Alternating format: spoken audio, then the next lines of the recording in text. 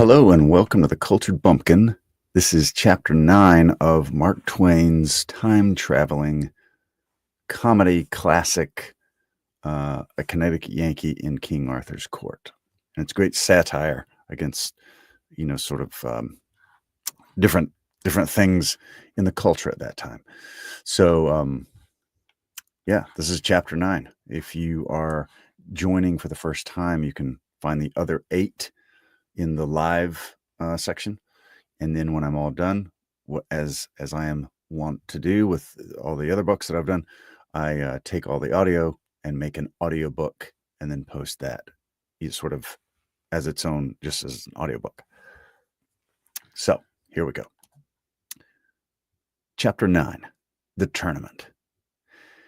They were always having grand tournaments there at Camelot, and very stirring and picturesque and ridiculous human bullfights they were, too, but just a little wearisome to the practical mind.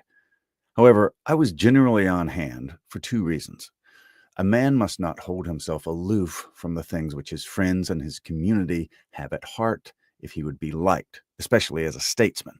And both as businessman and statesman, I wanted to study the tournament and see if I couldn't invent an improvement on it.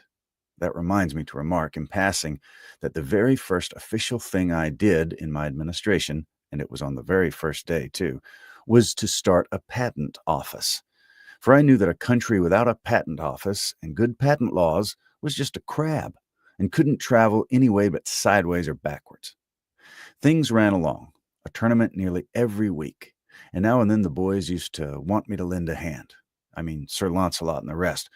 But I said I would by and by. No hurry yet, and too much government machinery to oil up and set to rights and start a-going. We had one tournament which was continued from day to day during more than 1 week. And as many as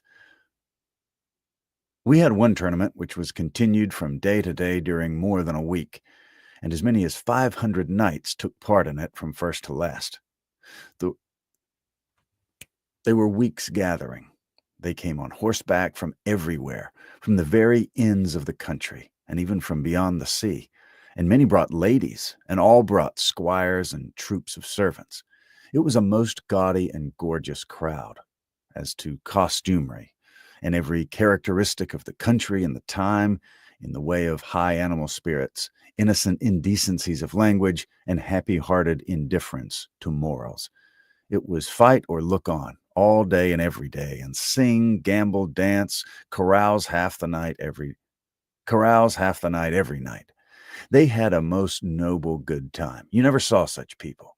Those banks of beautiful ladies, shining in their barbaric splendors, would see a knight sprawl from his horse in the lists with a lance shaft the thickness of your ankle cleaned through him and the blood spouting, and instead of feigning, they would clap their hands and crowd each other for a better view.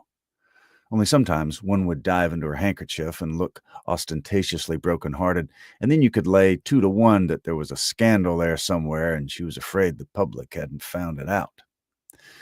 The noise at night would have been annoying to me ordinarily, but I didn't mind it in the present circumstances, because it kept me from hearing the quacks detaching legs and arms from the day's cripples. They ruined an uncommon good old cross, cut saw for me, and broke the sawbuck too, but I let it pass. And as for an axe, well, I made up my mind that the next time I lent an axe to a surgeon, I would pick my century. If you are enjoying this, I hope that you'll subscribe and make sure you keep a lookout for all the other audiobooks and classic literature on the channel. So if you like classic literature, this is certainly a place for you, and welcome.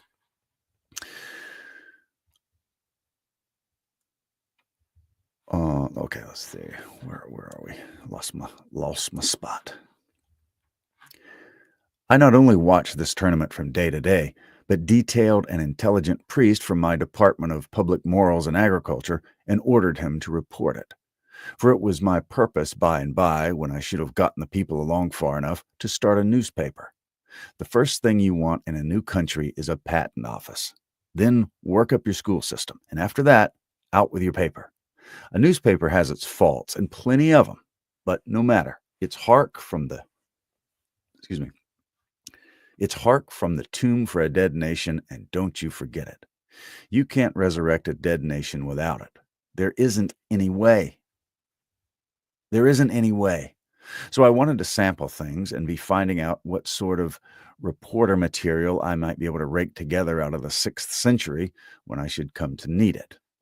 Well, the priest did very well considering. He got in all the details, and that's a good thing in a local item.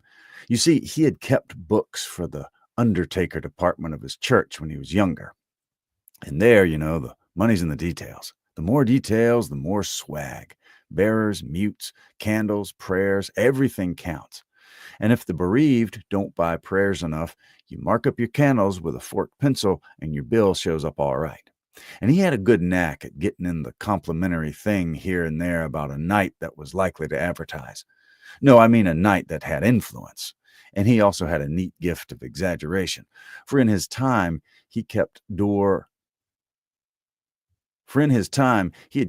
for a pious hermit who lived in a sty and worked miracles. Of course, this novice's report lacked whoop and crash and lurid description, and therefore wanted the true ring. But its antique wording was quaint and sweet and simple and full of the fragrances and flowers of the time, and these little merits made up in a measure for its more important lacks. Here is an extract from it. Then Sir Brian de la Isles and Grimoire Grummersome, knights of the castle, encountered with Sir Agavail and Sir Tor smote down Sir Grimoire Grummerson to the earth. Then came Sir Carados of the Dolorous Tower and Sir Turquine, knights of the castle, and there encountered them with Sir Perceval de Gallus and Sir Lamorac de Gallus, that were two brethren, and there encountered Sir Perceval with Sir Carados, and either brake their spears unto their hands. And then Sir Turquine with Sir Lamorac, and either of them smote down other, horse and all, to the earth, and either parties rescued other and horsed them again. And Sir Arnold and Sir Goter, knights of the castle, encountered with Sir Brandiles and Sir Kay, and these 4 knights encountered mightily and brake their spears to their hands. Then came Sir Pertolope. Then came Sir Pertolope from the castle, and there encountered with him Sir Lionel. And there Sir Pertolope, the Green Knight, smote down Sir Lionel, brother to Sir Launcelot. All this was marked by noble heralds, who bear him best in their names. Then Sir Bleoberis brake his spear upon Sir Gareth, but of that stroke Sir Bleoberis fell to the earth. When Sir Gillihoden saw that, he had Sir Gareth keep him, and Sir Gareth smote him to the earth. Then Sir Galahad gat a spear to avenge his brother, and in the same wise Sir Gareth served him. And Sir Dinadan and his brother La Cote Maltail and Sir Sagramore Ledizerus and Sir Dodinus Le Savage, all these he bare down with one spear. When King Aswisance of Ireland saw Sir Gareth fare so, he marveled what he might be, that one time seemed green, and another time at his again coming he seemed blue. And thus at every course that he rode to and fro, he changed his color, so that there might be neither king nor knight, so that there might neither king nor knight have ready cognizance of him. Then Sir Agwisance, the King of Ireland, encountered, I think it was I said Iceland, I think. Did I say Ireland? When King Aswisance of Ireland saw Sir Gareth fare, so he marveled what he might be, that one time seemed green, and another time at his again coming he seemed blue. And thus at every course that he rode to and fro changed his color, so that there might be neither king nor knight have ready cognizance of him. Then Sir Agwisance, the King of Ireland, encountered with Sir Gareth, and there Sir Gareth smote him from his horse, saddle and all. And there came King Carados of Scotland, and Sir Gareth smote him down, horse and man. And in the same wise he served King Uriens of the land of Gore. And then there came 6 Bagdemagus. And then there came in 6 Bagdemagus, and Sir Gareth smote him down, horse and man, to the earth. And Bagdemagus' son Meliganus brake a spear upon Sir Gareth mightily and knightly. And then Sir Galahalt, the noble prince, cried on high, Knight with the many colors, well hast thou jousted. Now make thee ready that I may joust with thee. Sir Gareth heard him, and he gat a great spear, and so they encountered together, and there the prince brake his spear. But Sir Gareth smote him upon the left side of the helm, and he reeled here and there, and he had fallen down, had his men not recovered him. Truly, said King Arthur, that knight with the many colors is a good knight. Wherefore the king called him Sir Launcelot, and prayed him to encounter with that knight. Sir, said Sir Launcelot, I may as well find in my heart to forbear him at this time, for he hath had travail enough this day. And when a good knight doth so well upon some day, it is no good knight's part to let him of his worship, and namely, when he seeth a knight hath done so great labor, for peradventure, said Sir Launcelot, his quarrel is here this day, and peradventure he is best beloved with this lady of all that be here. For I see well he paineth himself and enforceth him to do great deeds. And therefore, said Sir Launcelot, as for me, this day he shall have the honor, though it lay in my power to put him from it, I would not. There was an unpleasant little episode in that day, for which reasons of state I struck out of my priest's report. You will have noticed that Gary was doing some great fighting in the engagement. When I say Gary, I mean Sir Gareth.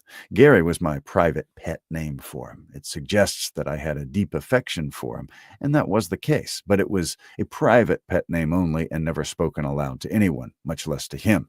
Being a noble, he would have not endured a familiarity like that from me. Well, to proceed. I sat in the private box apart from me as the king's minister, while Sir Dinadan, who was waiting for his turn to enter the lists, While Sir Dinadan was waiting for his turn to enter the lists, he came in there and sat down and began to talk, for he was always making up to me, because I was a stranger, and he liked to have a fresh market for his jokes, and most of them having reached that stage of wear where the teller has to do the laughing himself while the other person looks sick. I had always responded to his efforts as well as I could, and I felt a very deep and real kindness from him, too, for the reason that if by malice of fate he knew that the one particular anecdote which I had heard oftenest and had most hated and most loathed all my life, he had at least spared it me. It was one which I had heard attributed to every humorous person who has ever stood on American soil, from Columbus down to Artemus Ward. It was about a humorous lecturer who flooded an ignorant audience with the killingest jokes for an hour and never got a laugh. But when he was leaving, some gray simpletons wrung him gratefully by the hand and said that it had been the funniest thing they had ever heard, and it was all they could do to keep from laughing right out in meeting. That anecdote never saw the day that it was worth the telling. And yet I sat under the telling of it hundreds and thousands and millions and billions of times, and cried and cursed all the way through. Then who can hope to know what my feelings were to hear this armor-plated ass start in on it again in the murky twilight of tradition before the dawn of history, even